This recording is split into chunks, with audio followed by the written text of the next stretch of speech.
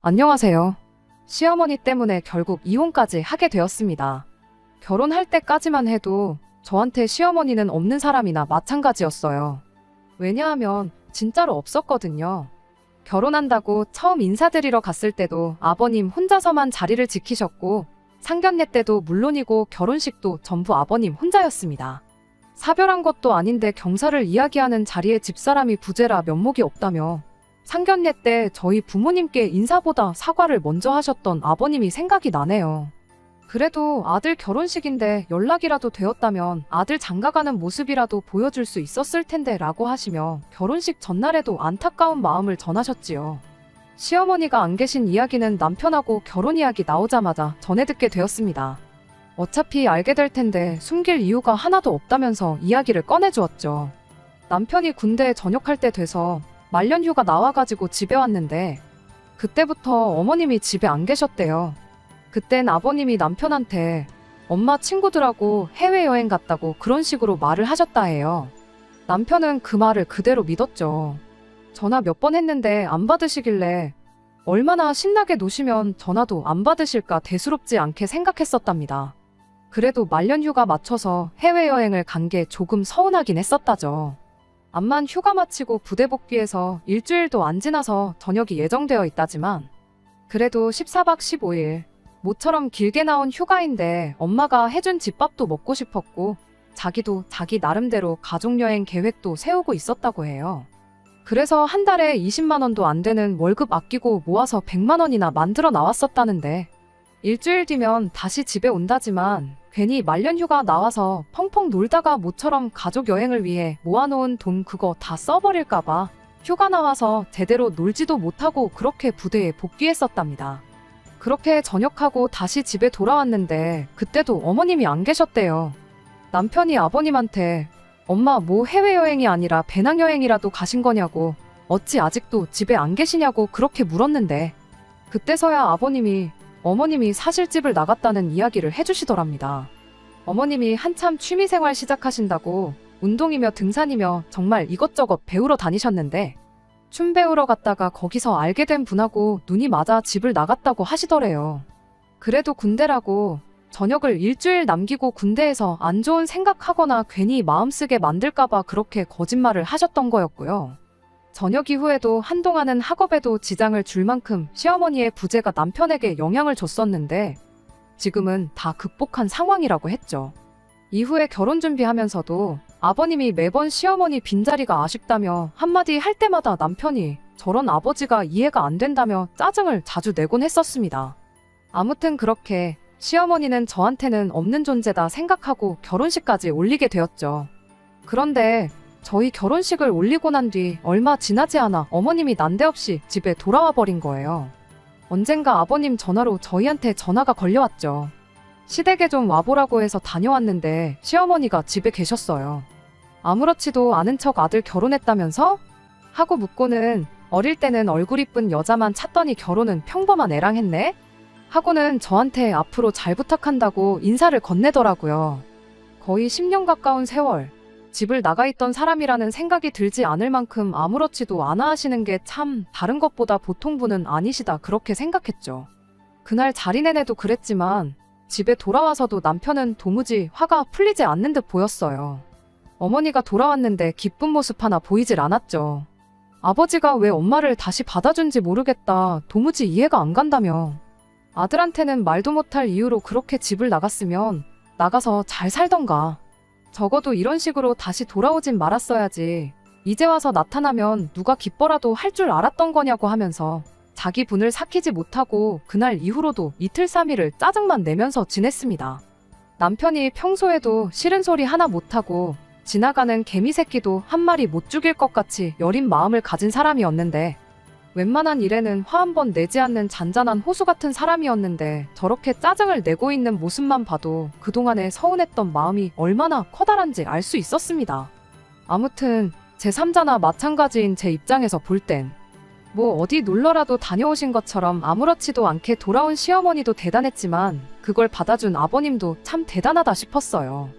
그럴 일은 없겠지만 저희 친정아버지셨다면 다시 가족들 앞에 나타난 순간 여길 어디라고 돌아왔냐고 집에 발도 못 붙이게 하셨을 것 같았거든요. 한편으로는 부부의 연이라는 게 그런 허물도 덮어줄 정도인가. 우리 친정 부모님도 같은 상황이라면 다시 받아주시려나 하는 생각도 들었죠. 아무튼 그렇게 어머님이 돌아오고 나서 몇 주가 지나서였어요. 아버님이 어머님 빼고 저희만 따로 불러서 식사를 했던 적이 있었는데 그때 아버님이 어머님을 다시 받아주신 진짜 이유를 알게 되었습니다. 지금이야 상관없지만 시간 지나면 저희들 사이에서 아이도 생기고 그럴 텐데 당신은 저희 아이를 돌봐줄 자신이 전혀 없어서 그랬던 거라네요. 남편이 어이없어 하면서 당장 생기지도 않은 아이 때문에 그런 결정을 내리신 거냐고. 그리고 요즘 출산율이 바닥이다 뭐다 해서 육아에 대한 복지가 예전같이 나쁘지가 않다고. 누가 부모님한테 아이 맡기냐. 우리들 맞벌이 하는데 사람을 써도 되는 거고 그러는 건데 그런 이유였으면 차라리 우리한테 상이라도 한마디 해주시지 그랬냐며 아버님 말에 엄청 대들었습니다. 아버님은 암만 그래도 살다 보면 네 엄마 도움받을 일이 있을 거라고. 이게 다 니들을 위한 결정이나 마찬가지니 너무 싫어하지 말아라 하면서 단호하게 말을 하셨죠. 말씀은 저희를 걱정하고 신경 쓰니까 내린 결정이라고 하시지만 저 역시 하나도 기쁘거나 감사하지는 않았어요. 왠지 그 말이 당신은 싫었지만 저희들을 위해 어쩔 수 없이 받아준 거다라고 시어머니를 다시 받아준 이유를 저희한테서 찾는 것처럼만 느껴졌었거든요. 남편도 집에 와서 뭘 우리 탓을 하시는 건지 필시 나중에 우리 아이 생기면 손주 구경 못할까봐 저러시는 걸 거라고 투덜대기 바빴습니다. 그런데 사실 그게 진짜 이유가 아니었어요. 정확히는 정말로 시어머니 도움을 받을 일이 생기게 되었던 거죠. 실은 아버님이 많이 아프셨던 거예요. 어머님 집 나가셨을 때랑 똑같이 본인만 알고 저희한테는 말 한마디 안 해주고 있었던 겁니다. 아버님이 혼자신데 아프기까지 하면 저희가 신경을 쓰지 않을래야 않을 수가 없는 상황인 걸 아버님도 알고 계셨던 거죠. 자식들 인생에 도움이 되지는 못할 망정 결혼하자마자 큰 짐이 되는 건가 싶어서 고민이었는데 그때 마침 딱 어머님이 다시 나타나신 거죠. 어머님을 다시 받아주기로 하면서 간병이라든지 이런 부분에 대해서 다 이야기가 끝난 상황이었던 거고요. 그런 사유를 들으니 어느 정도 아버님이 어떤 기분이셨는지 이해가 가긴 했지만 남편은 여전히 이 상황을 못마땅해 했었어요. 왜 매번 중요한 걸 말 한마디 안 하고 혼자서 결정하고 실행하시는지 이해가 안 간다면서요. 그렇게 결국 저희가 결혼 생활 2년차를 넘기던 해에 아버님은 병을 이기지 못하고 세상을 떠나시게 되었습니다. 이미 아버님께서 저희 결혼할 때 가지고 계셨던 재산 대부분을 처분해서 저희 결혼하는데 보태주신 상황이었어요. 아버님 앞으로 남아있던 재산은 어머님 앞으로 전부 돌아가게 되었지만 덕분에 그게 그렇게 많은 편은 아니었습니다. 남편은 아버님이 돌아가시고 나서 어머님한테 찾아가 이렇게 말을 했어요. 아버지도 돌아가셨고 다시 자유의 몸이 되신 거니 어머니 하고 싶은 대로 사시라고요.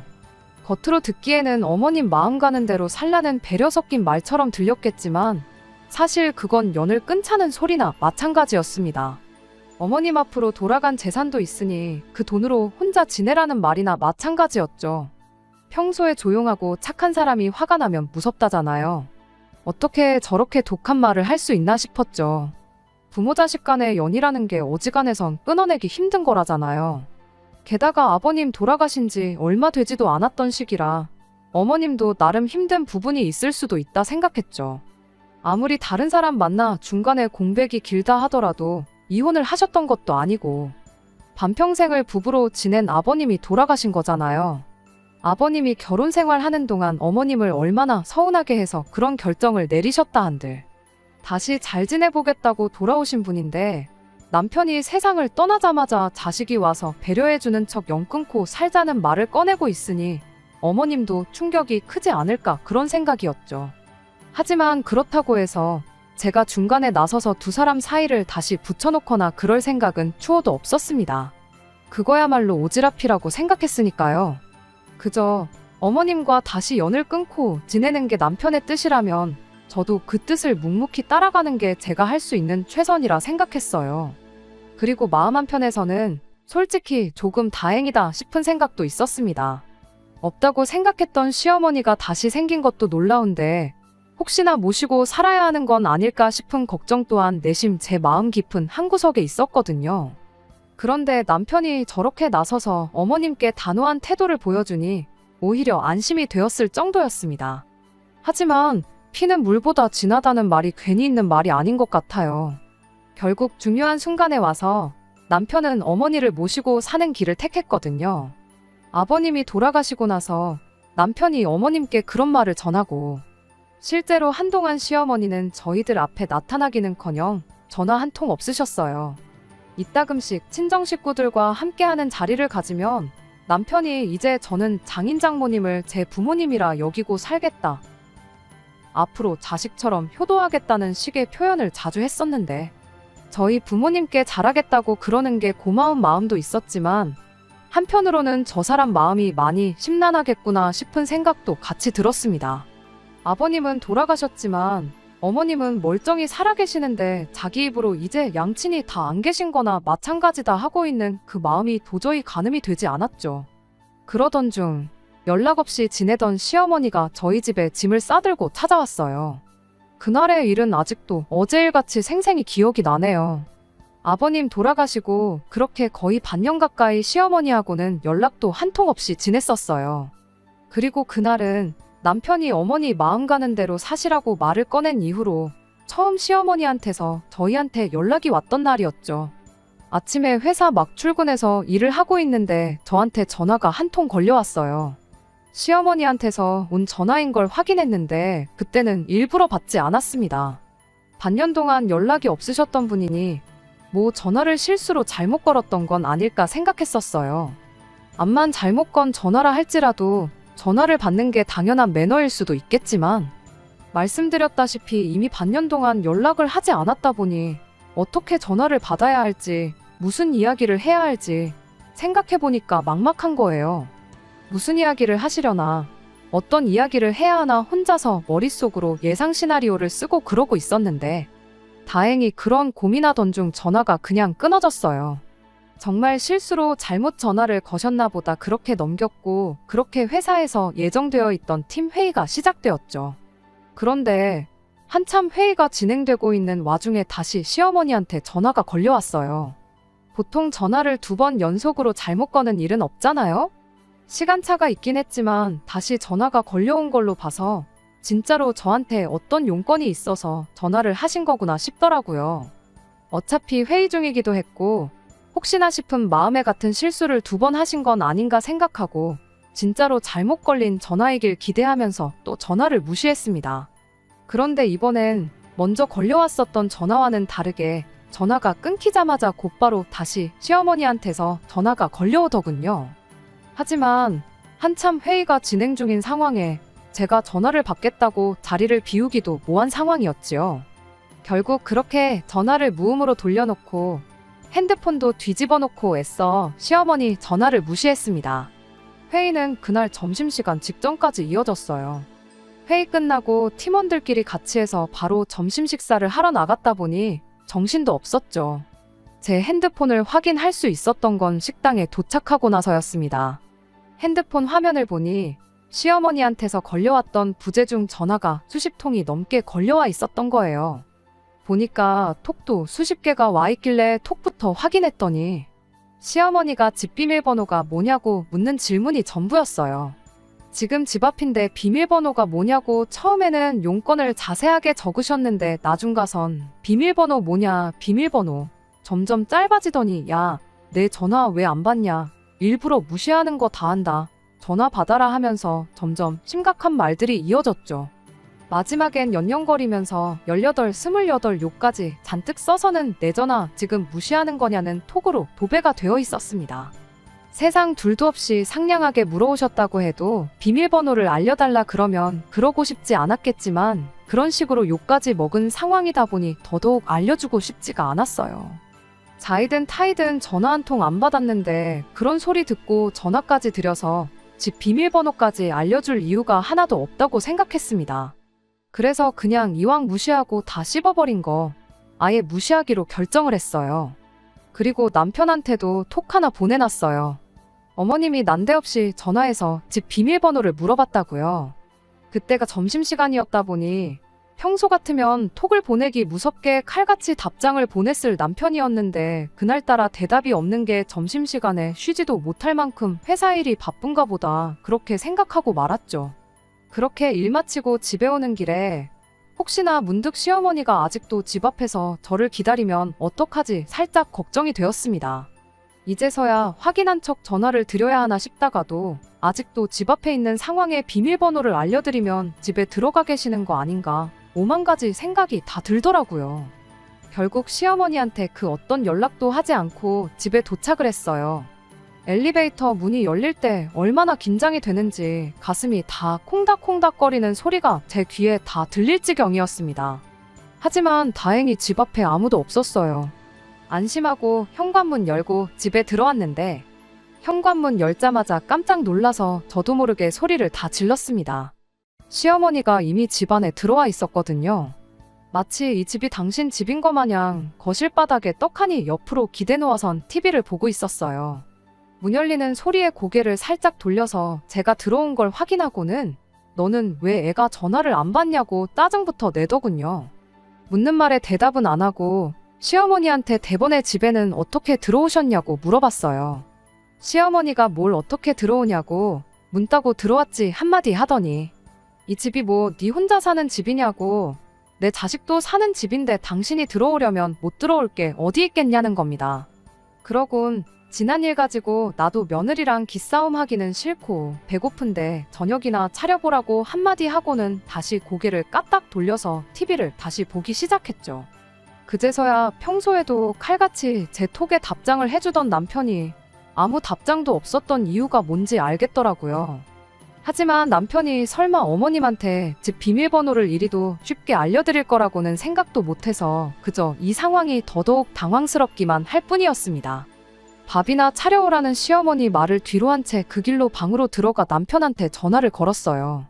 남편이 제가 퇴근해서 이 상황을 모두 알고 전화를 했다는 걸 눈치챈 건지 이번엔 전화 걸기가 무섭게 바로 전화를 받더라고요.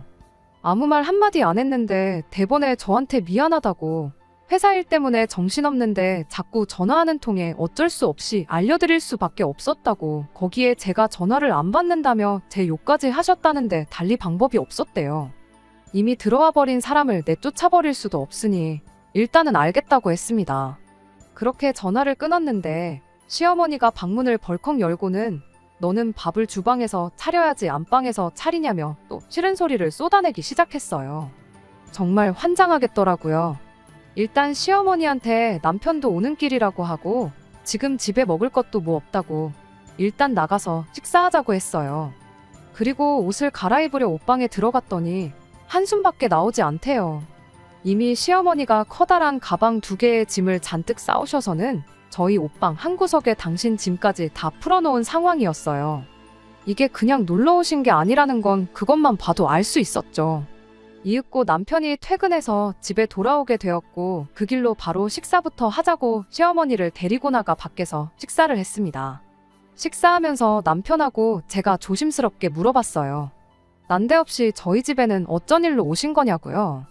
시어머니는 세상 당당하게 대답하셨죠. 짐 싸들고 온 거 보면 모르겠냐고 니들하고 같이 살러 온 거라면서 말입니다. 남편도 시어머니가 비밀번호를 알려달라길래 잠깐 지나가다 들른 걸 줄 알았었나 봐요. 같이 살러 왔다는 말에 쏘스라치게 놀라가지고는 한마디 하더라고요. 왜 멀쩡한 집 냅두고 저희랑 같이 살려고 하시냐면서요. 그런데 이어진 시어머니 말이 아주 충격적이었습니다. 집은 진작에 날려먹었다는 거예요. 뭘 어떻게 해야지 그 얼마 안 되는 사이에 집을 날려먹는가 했더니 아버님 돌아가시고 나서 그 아저씨를 아예 집으로 불렀다는 거예요. 한참 춤출 때 만나가지고 같이 집 나갔던 그 아저씨를요. 알고 보니 다시 돌아온 이유도 한참 그렇게 둘이 거진 10년 세월을 부부처럼 한 집에 살다가 그 아저씨가 돈이 떨어지자 도망 나온 거였답니다. 그런데 이제 다시 집도 생기고 얼마나마 돈도 생겼으니 그걸 못 참고 그 아저씨를 집으로 불러들인 거예요. 그런데 또 막상 둘이 살기에는 넉넉한 돈이 아니었잖아요. 그래서 그 돈 어떻게 불려보겠다고 둘이서 집 팔고 전 재산 들고 강원도에 노름하러 여정길에 올랐던 겁니다. 거기서 방 하나 구해서 매일같이 노름하다가 집 한 돈에 아버님이 남겨둔 돈 홀랑 다 날려먹고 그대로 거기에 싸들고 간 짐 챙겨서 저희 집으로 찾아온 거였습니다. 차라리 뭐 사기를 당해서 쫄딱 말아먹었다는 거짓말이라도 하시지, 아무리 솔직한 게 최고라고 해도 저건 너무 심하지 않나 싶었어요. 설마 오갈 곳 없는 당신을 길거리에 나앉게 할 거냐면서 큰 소리를 치시는데, 뭐 얼마나 불쌍한 상황이라고 저리 당당하게 말을 하시는 건지 어이가 없어서 저도 남편도 더 이상 말을 잇지 못하고 있었습니다. 그렇게 식사 마치고 나와 집에 걸어가는데 당당하게 자기 집에 돌아가는 것 마냥 앞장서서 걷는 시어머니 뒤를 따라 걷고 있자니 정말 오만 가지 생각이 다 들더라고요. 반년 만에 노름으로 전 재산 날린 걸 무용담처럼 당당하게 이야기하시는 것도 대단했지만 저러다 정말 우리 집에 눌러앉아 버리는 건 아닌지 그게 가장 큰 걱정거리였죠. 그래도 남편을 믿었어요. 암만 시어머니한테 비밀번호를 알려준 게 남편이라지만 회사에서 일하는데 쉬지 않고 전화하는 시어머니가 부담스러워서 어쩔 수 없었을 거 아닌가 하는 생각이 들었죠.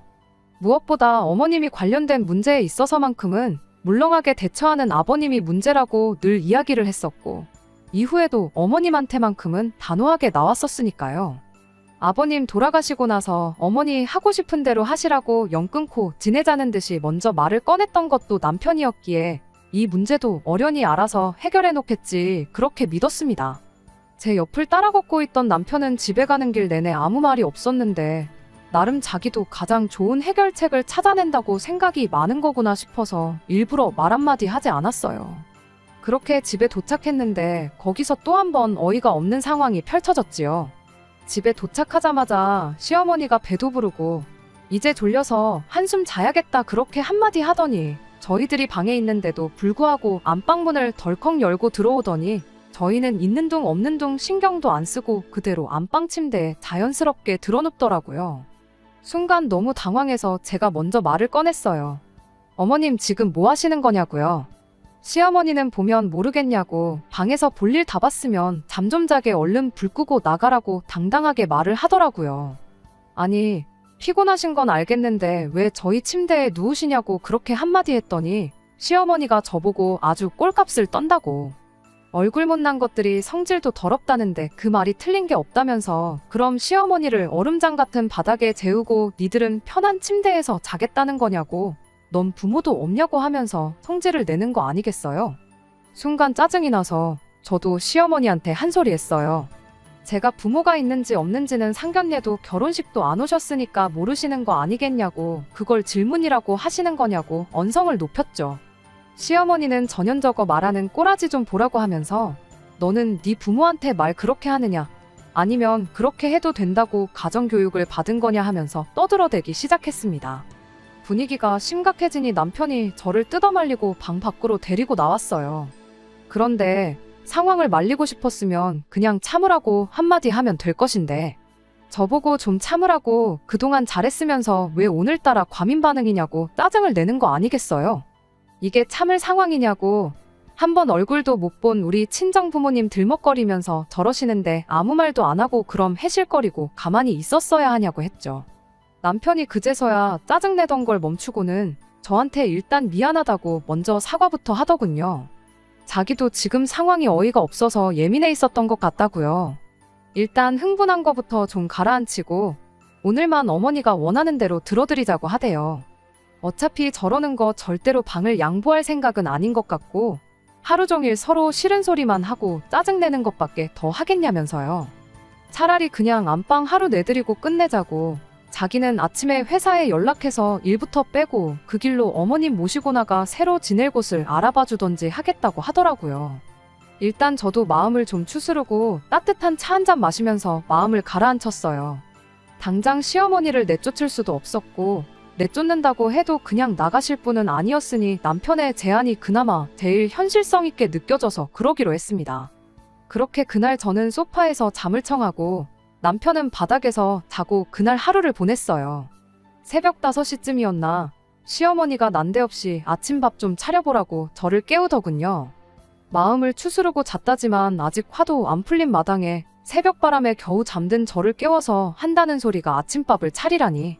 시어머니가 매너를 안 지키는데 저도 예의고 뭐고 갖출 이유가 없다고 생각해서 툭 던지듯 한마디 했습니다.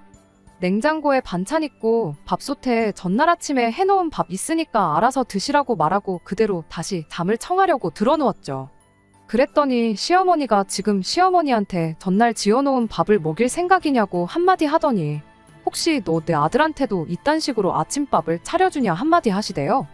그래서 그 말에도 한마디 대답해드렸죠. 어머님도 적어도 10년은 안 차려준 아들 아침밥을 왜 저한테 바라시냐고요. 이참에 오랜만에 아들 아침밥이나 직접 챙겨주시면 되겠다고 그렇게 시어머니랑 한마디씩 주고받고 있었는데 남편이 그 소리를 듣고 잠에서 깼는지 깜짝 놀라 일어나대요. 그래도 이번엔 제가 아니라 시어머니를 뜯어서 데려가더군요. 남편이 어떻게 설명을 잘한 건지 한 5분 있다가 시어머니가 주방으로 들어가길래 결국엔 직접 챙겨주려나 보다 생각하고 그대로 다시 잠을 청했습니다. 시어머니는 덜그럭덜그럭 누가 봐도 저 자는 걸 방해하려고 그러는 게 다 티가 날 만큼 주방 집기를 죄다 부숴버릴 기세로 온갖 소음을 일으키기 시작했어요. 결국 잠은 다 잤구나 싶어서 그대로 저는 출근 준비하고 평소보다 2시간 이른 시간에 집을 나섰습니다. 나가면서 남편한테 전날 저녁에 이야기한 대로 상황 좀 제대로 정리 좀 해달라고 부탁하고 말이죠. 너무 일찍 도착해서 회사 근처 카페에서 시간을 때우다 가야 했어요. 그래도 또 기다리면서 따뜻한 차 한 잔 마시고 심호흡 좀 했더니 기분이 많이 가라앉아서 다행이었죠.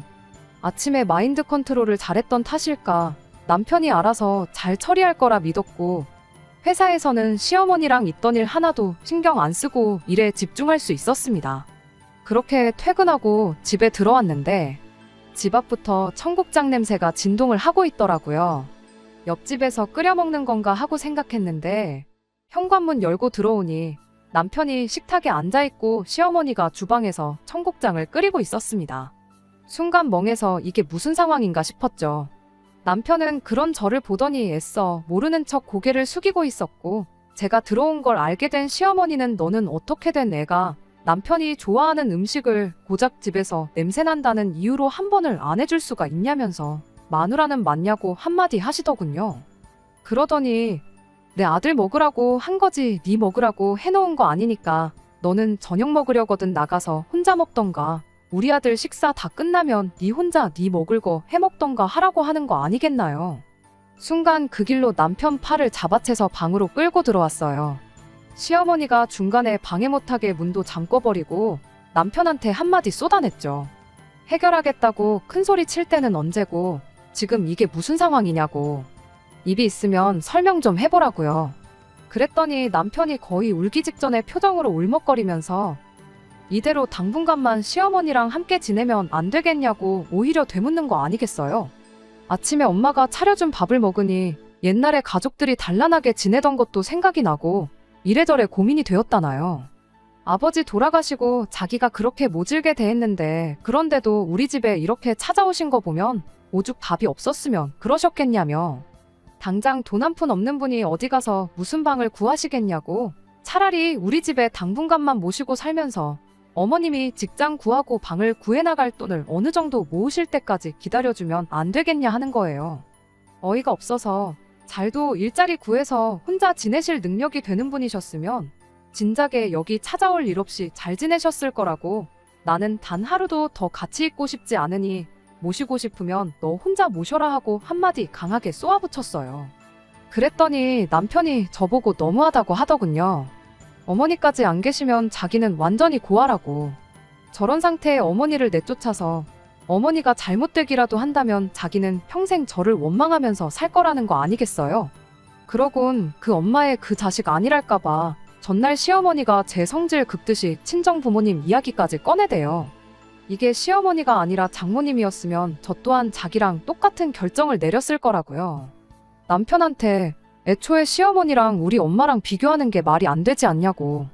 우리 엄마는 춤바람 나서 외간 남자랑 눈 맞아 10년 동안 집 나가 살았던 적도 없고 노름판 가서 전 재산 탕진하고 자식한테 빌붙으신 적도 없다고요. 설령 그러셨다고 해도 멀쩡히 결혼해서 가정 꾸리고 사는 자식한테 찾아오실 분도 아니라고 말도 안 되는 소리 하지 말라고 했죠.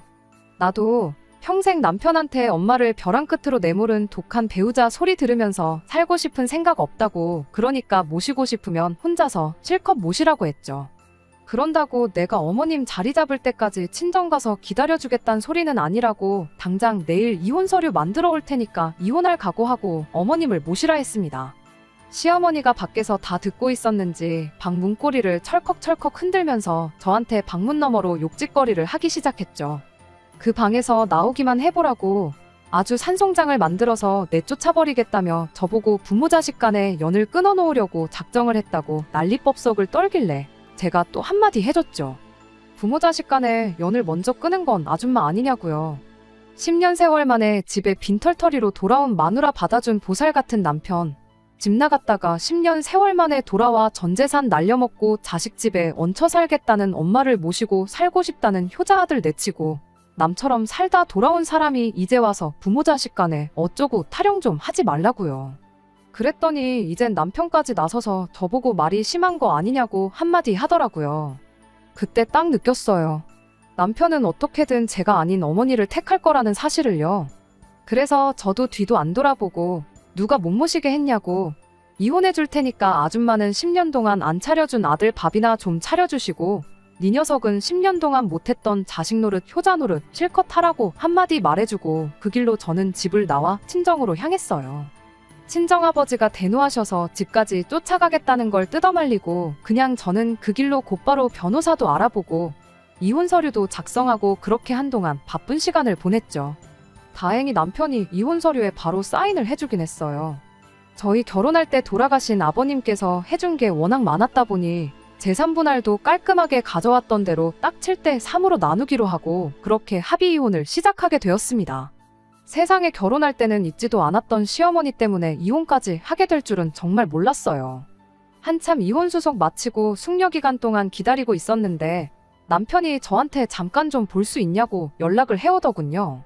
말로는 방 정리하다가 제 물건이 나왔다고 그거 돌려줄 겸 해서 겸사겸사 보자길래 얼굴 보고 싶지 않으니 그냥 택배로 보내라고 그렇게 한마디 하고 말았는데 남편이 기어이 그걸 전해주겠다고 친정 앞까지 찾아온 거예요. 괜히 친정집에 들어오라고 했다간 저희 아버지한테 걸려서 인간이 뼈도 못 추릴 것 같아 제가 나가서 남편을 만나고 왔습니다. 남편이 제 물건이라고 가져온 건 정말 가짜는 물건이었어요. 결혼할 때 커플 잠옷이라고 같이 맞춘 잠옷이었는데 일부러 두고 온 거라고, 가져갈 생각 없고 친정집 아파트 경비실 근처에 헌옷 수거함 있으니 집에 갈 때 거기서 알아서 버리고 가라고 그렇게 한마디 했죠. 그랬더니 남편이 그래도 우리 추억이 담긴 물건인데 어떻게 그렇게 버릴 수 있느냐고 하는 거 아니겠어요? 목소리도 깔고 분위기 잡는 게 뭔가 심상찮아 보였는데 아니나 다를까 잠옷은 일부러 옛날 생각나게 하려고 가지고 온 거였다는 걸 알게 되었어요. 조금이나마 좋았던 때 생각나게 만들어서 다시 합치자는 말에 그러자고 대답하게 만들 요량으로 말이죠. 시어머니는 어떻게든 쫓아낼 테니 다시 합치자길래 무슨 바람이 불어서 마음이 바뀌었냐고 제가 되물었어요. 하지만 남편은 끝까지 이유를 말해주지 않았습니다. 그래서 저도 남편을 떠보듯 이유를 모르고서 또 언제 뒤통수 맞을 줄 알고 당신하고 다시 합치겠느냐고 조금 여지를 주듯이 대답을 했죠. 그랬더니 남편이 그 말에 넘어가 진짜 이렇게 된 이유를 술술 털어놓더라고요. 저희가 이혼 서류 접수하고 나서 한 달 정도 지났을 때였는데 퇴근하고 왔더니 집에 웬 모르는 사람이 있더랍니다. 강도라도 들은 줄 알고 깜짝 놀랐는데 그게 아니라 그 사람 바로 최초의 시어머니를 집 나가게 만들었던 장본인이자 이후에도 아버님이 남겨놓은 재산을 반년 만에 노름으로 죄다 털어먹은 그 아저씨였다네요. 시어머니가 남편 출근한 사이에 그 아저씨라는 인간을 집에다 들인 거였죠. 그 길로 두 사람이 안방 차지해서 집주인 행세를 하고 있다 하고 남편이 벌어온 돈으로 놀러 다니느라 엄마 집밥은커녕 당장 생활비도 모자라서 편의점 도시락 먹으면서 끼니를 때우고 있대요. 그제서야 자기가 순간의 정에 이끌려 잘못된 판단을 했다는 걸 알게 되었다는 거예요. 다행히 아직 숙려 기간이 끝나지 않아 아직 우리가 법적으로 혼인 중인 상태고 집 또한 아직 우리 집이니 저보고 같이 가서 그 두 사람 좀 내쫓아 달라는 소리나 마찬가지였죠. 암만 사랑해서 결혼했다고 한들 온갖 꼴을 당하고 이혼까지 하게 되었다 보니 남아있는 정이라곤 눈꼽만치도 없는지 그 말에 안쓰럽다기보단 꼴 좋다는 생각밖에 들지 않았습니다. 그래서 남편한테 미쳤냐고, 내가 왜 내 발로 그 집에 다시 들어가겠냐고 한마디 했죠. 당신 말 맞다나 수중에 돈 한 푼 없는 인간들을 그것도 둘씩이나 무슨 수로 그 집에서 내쫓을 거냐고 했죠. 그 아저씨라면 모를까, 어머님을 모신 건 당신이니 내쫓으려면 아마 소송까지 불사해야 할 거라고요. 그냥 차라리 잘 된 거라 생각하고 살라고 말했어요. 어머님까지 없으면 천혜고아가 된다고 하지 않았냐고. 그런데 이제 다시 아버지까지 생긴 느낌 아니냐고요. 결혼 생활과 부모 중에 당신이 선택한 건 어머님이지 않냐. 10년 동안 못했던 효다 노릇, 이번 기회에 실컷 하라고 한마디 해주고 자리에서 일어났네요. 남편이 제 마음을 돌려보겠다고 가져왔던 커플 잠옷도 그냥 제가 들고 나와서 집에 돌아가는 길에 헌옷수거함에 쑤셔받고 왔어요. 그 잠옷이 뭐겠냐마는 더 이상 남편하고 엮인 거 하나 없이 제 손으로 모든 걸 끊어버린 것 같아 마음이 한결 후련해지더라고요. 결국 시간이 지나 숙려기간도 끝나게 되었고 저희는 진짜 남남이 되었습니다. 순간 효자 노릇 한번 하려다가 떼지도 못할 혹 하나 더 생긴 건데 이거야말로 자업자득 아니겠나요? 아무튼 팔자에도 없었던 시어머니가 갑자기 생겨서 하마터면 제 인생까지 같이 꼬일 뻔했는데 암만 이혼녀 딱지를 달았다고 한들 남은 인생 꼬이는 것보다 이 편이 훨씬 나은 것 같습니다. 끝까지 들어주셔서 감사합니다. 오늘의 사연은 여기까지입니다. 구독과 좋아요, 알람 설정 부탁드리고 더 좋은 사연으로 다시 찾아뵙겠습니다. 감사합니다.